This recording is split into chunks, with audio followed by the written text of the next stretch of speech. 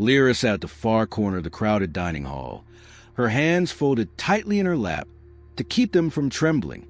The smells of roasted meats and spiced grains surrounded her, but she dared not lift her eyes to the trays of food moving past. Her stomach twisted in hunger, so sharp it made her feel faint, yet she remained perfectly still.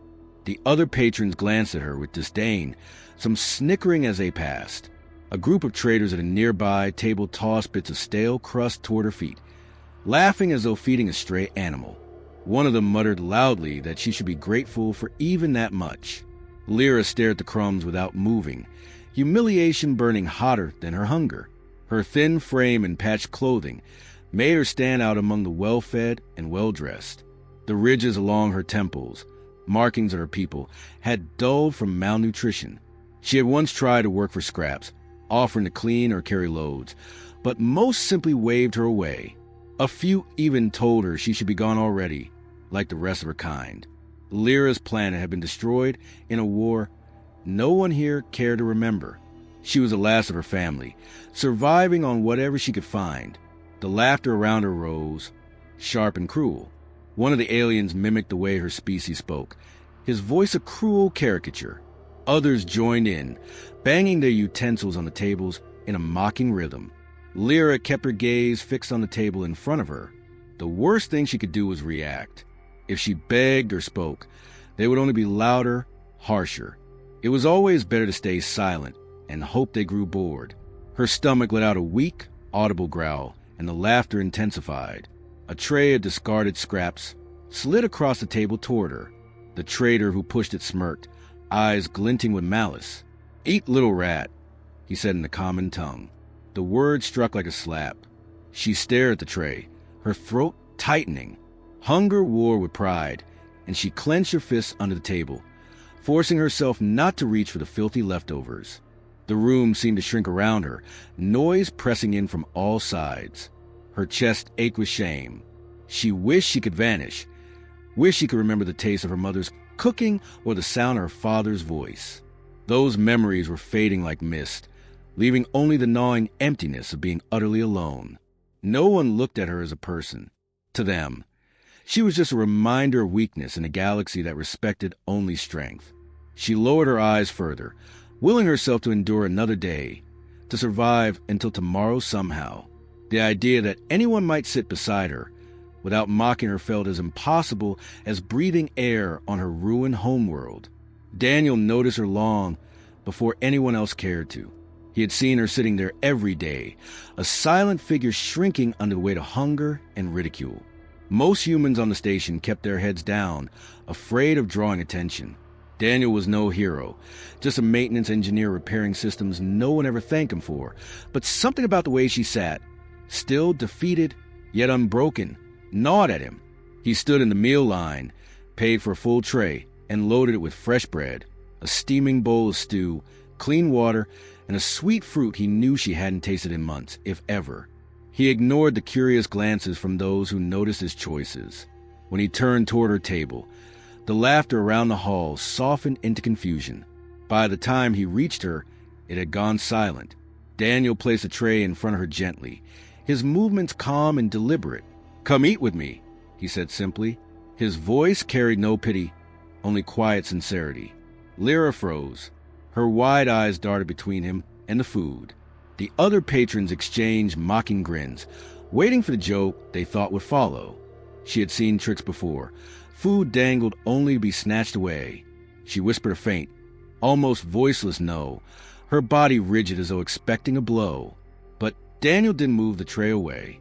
He pulled out the chair across from her and sat down, unbothered by the eyes watching them.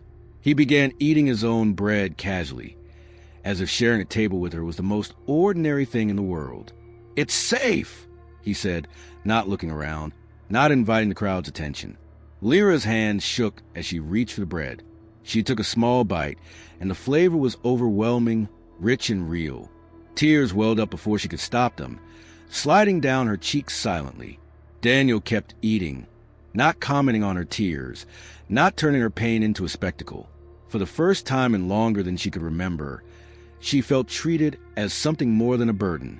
Between bites, Daniel asked small questions, her name, where she was from. She answered in halting words, and used anyone caring to know. He listened without interruption, his eyes steady and kind. Across the room, whispers spread. Some sneered, calling him a fool. Others muttered that humans were strange, always doing pointless things for others. Daniel ignored all of it. To him, this wasn't charity. It was simply right. By the time Lyra finished eating, her hands had steadied, and for the first time since losing everything, she felt a fragile warmth of belonging. The next day, Daniel sat with Lyra again. This time, he brought 2 trays, setting one in front of her without hesitation. The hall fell silent, then filled with derisive laughter. A trader nearby slammed his cup down. "Feeding trash now, human? You'll regret it." Daniel didn't respond. He ate calmly, talking to Lyra as if the insults weren't there. Word spread quickly. By the 3rd day, station officials called him in. They told him that helping a non-citizen species violated protocol. They warned that his behavior disrupted order, that others might follow his example. Daniel listened, nodded once, and returned to the dining hall with another meal for Lyra. Mockery turned to hostility. Some aliens tried to block his way, shoving past him with pointed shoulders. He never raised his voice or hands, just stepped around them and kept walking. Lyra begged him to stop, terrified that he would lose his job or worse. He only shook his head and smiled faintly. What good is a life if you can't use it to help someone who needs it? Other humans began noticing. A technician slipped Lyra a piece of fruit. A cargo handler left her a bottle of water. Small acts multiplied quietly. Not everyone approved, but a shift had begun. Tiny, almost invisible, yet undeniable. Station authorities grew angrier. They issued Daniel a final warning. One more act of defiance, and he would be expelled from the station, stripped of his position. That evening, he walked with Lyra to the mess hall as usual, carrying 2 trays. He placed hers in front of her and sat down like always. Gasps rippled through the room. Officials at a nearby table exchanged glances, one of them already reaching for a communicator. Daniel ignored them. He asked Lyra about her day, about the words of his language she had started learning. She answered softly, her voice steadier now. The crowd watched in stunned silence. Some looked angry, others uneasy. Daniel's quiet defiance wasn't loud or violent. It was worse. It was contagious. Every bite he took, every calm word he spoke to her, made it harder for the rest of them to pretend that cruelty was normal. When the guards came to escort him out, Daniel rose without protest. He placed a hand gently on Lyra's shoulder before leaving. "Keep eating. I'll see you tomorrow." She nodded, tears stinging her eyes, knowing that tomorrow might never come for him.